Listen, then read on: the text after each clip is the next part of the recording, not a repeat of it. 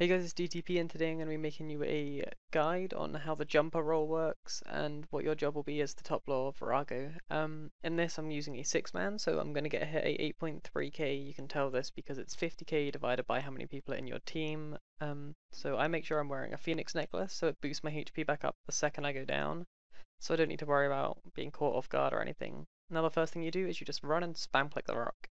It's literally as simple as that, and then the second you go over you hit res if you see that you got a red bomb, because you're going to get hit by a blue bomb first, so that's good. I use preparation so that my res will be off cooldown quicker, but it doesn't really matter too much, you can pretty much ignore that.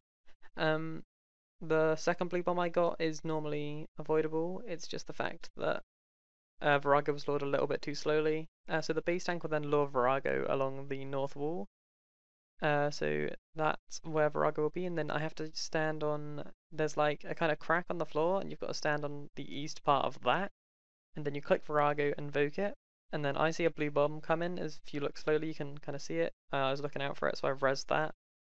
And then at this point you've got to keep Vorago facing you. You do this by casting Provoke or using Provoke. Otherwise Vorago will throw more bombs at the bomb tank, which was Fanemy at the time. And then you've got to keep an eye on Vorago's HP and jump when it's around 20k LP. I jumped at 16k. If I left it any longer, I'd probably have reset HP. Well, it would have. And now I just have to build up adrenaline for the next phase, as I always meta going into the start of the next phase.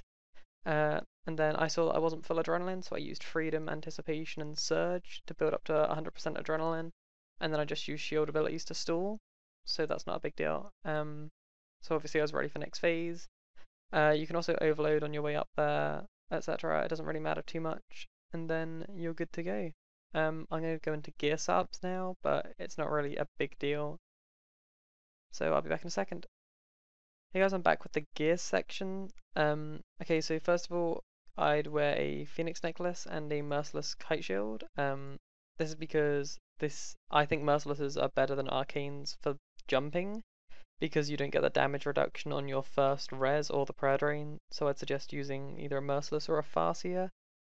So that's the first bit. I wear a comp cape because it's got the LP boost and good crit, but you could easily switch that out for a magic cape. I think it's one of the god capes that have good mage crit.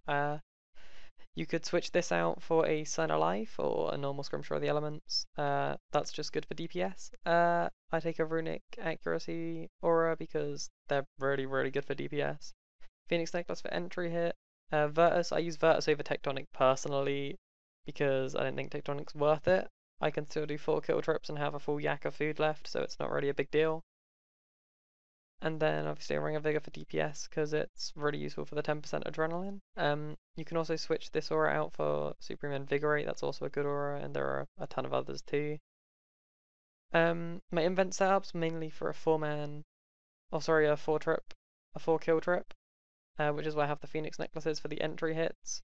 So you can obviously change it throughout. If you were only doing 1 killer trip, then you probably only need 1 overload and 1 adrenaline flask, 1 prayer renewal, and say 4 super prayers. You can also switch out super prayers for super restores and things like that.